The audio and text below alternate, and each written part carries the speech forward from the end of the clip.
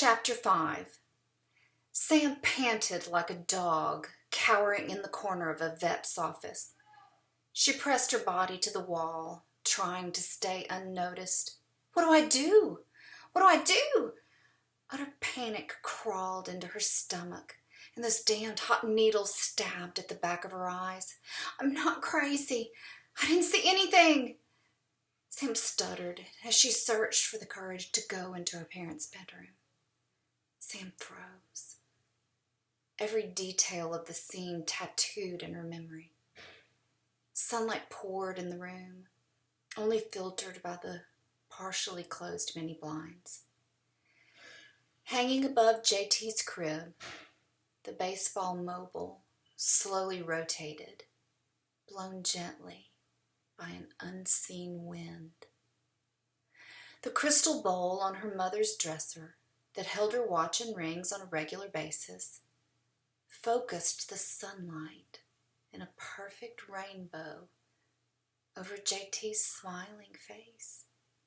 He stared and reached his pudgy little hands to touch the face that smiled there. Numb and confused, Sam watched her grandmother's multicolored mouth open and shut in a silent conversation with JT. He responded with, "Na, na, na, na." He was saying his first word. But how could he? How could he know? He was barely a year old and totally oblivious that Sam, Lily, Mary Beth, and her mother and father grieved over Nana's death. Nana Tate was a rock-solid pillar in Sam's world. She thought her grandmother was immortal. When she was suddenly gone, Sam sealed the Grand Canyon-sized void with driver's ed, summer club volleyball, Natalie's pool, anywhere but home, where for the first time in her life, her mother's eyes weren't so blue, so bright, so smiling. Once the school year started, her mother's smile gradually brightened back to its usual luster, but over the holidays, Sam found her mom more than on one occasion standing in the kitchen with some utensil in her hand, with a far-off little girl lost look. "Oh, sorry, baby. Don't know where I went for a minute. I guess to the North Pole." But Sam knew she was thinking of Nana Tate. Sam was old enough to remember standing on a stool at the end of the counter at her grandmother's house, watching the two most important women in her life magically produce Christmas miracles: millionaires, divinity, brown sugar date cookies, sweet potato and pecan pies. Why did she only remember the sweet things?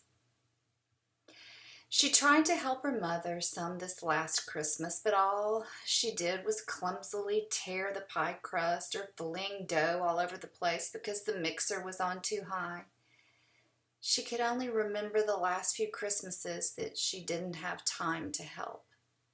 3 precious holidays she allowed to slip by because she was too old or too busy to stand on a stool at the end of the kitchen counter. Now her grandmother's face was laughing in a rainbow, talking to her baby brother. As the light changed shape with the unseen wind, the rainbow reflection moved a finger, skilled from years of use, and tickled a foot, tapped a nose, played pea-pie. JT was happy, unafraid. Sam must have been holding her breath because the silence was broken by a sharp exhale followed quickly by an agonized gasp.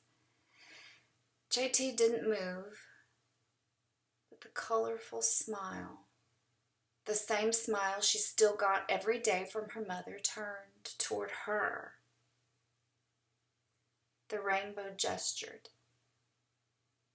Come join us, Sam.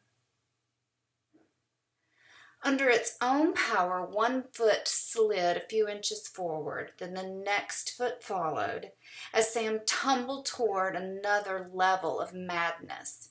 She snatched JT from the crib and ran, leaving the rainbow behind. JT's petrified wails slightly cleared Sam's mind, and she stumbled to the rocking chair in the family room. Shush, baby, don't cry. Please don't cry.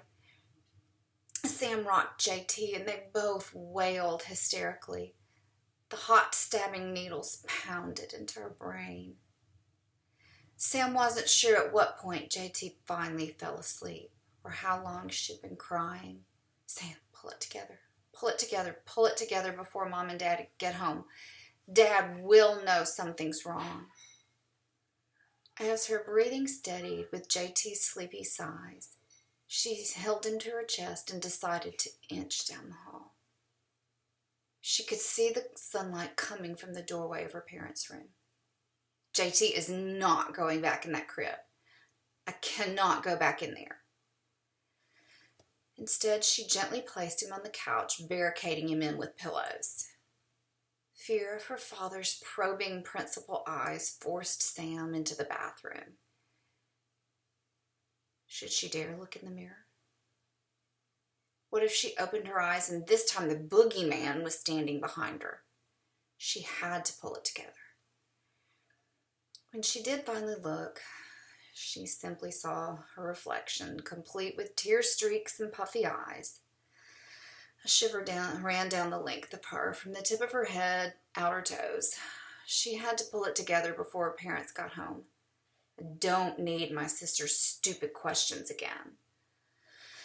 Another glance, and Sam grabbed 2 ice cubes from the refrigerator. Hopefully the cold would help the puppy eye swelling. She checked on JT and glanced down the hallway, half expecting her grandmother to emerge and reach for her again. The warmth of the sun was retreating into this February evening, and Sam felt the chill. You could shower. No, Sam, JT might wake and fall off the couch and break something. The way today's going, that would be your luck. You can shower after Mom and Dad get home. Talking to her reflection made the dread of being crazy begin again. Now here's a mess. Quit talking to yourself, Sam. An attempt to slick her frizzy hair into a ponytail resulted in red curls springing around her face, giving her a cowardly lion sort of character. With a heavy sigh, Sam thought how fitting it was that she looked like a well-known movie coward. She washed her face and put on a little powder, blush, mascara, so she didn't look quite so hideous. Maybe she'd get up early and shower in the morning before church so she could look her best. Of course, anything would be an improvement over the way she looked now. At least I have decent hair. There she went talking to herself again. But secretly, Sam did love her hair.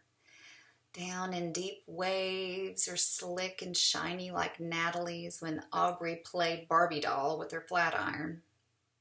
Isn't there something in the Bible about a woman's hair being her crowning glory? Sam's hair was definitely her distinguishing feature. It wasn't an orange red, but it was deep auburn, and it was never the same color, but changed constantly depending on the light. The sun brought out these burnt orange threads that she had inherited from the Flynn line. Imagine her surprise when researching family history in the 5th grade, when she discovered that Flynn was of Irish origin and literally meant red-headed. The red-haired gene had skipped her dad, except when he attempted to grow a beard. And Lily was blonde-headed like their mother. And Mary Beth had a rich brown color like their dad. And JT's one little mohawk sprig, it was showing signs that maybe the gene pool was depleted and going towards repetition. And Sam desperately hoped that maybe she was going to have this connection with him. Yes, your hair needs to be perfect tomorrow because you get to see Brandon. His name made Sam smile in spite of this whole miserable day. Brandon had once, only once, reached out and tucked one of her auburn curls behind her ear before he remembered where he was and realized what he was doing. Yes, her hair had to be perfect tomorrow. Sam let out a long, deep sigh and heard the garage door lifting. She found JT rousing and was clicking him in the high chair just as cheers of soccer success burst through the back door.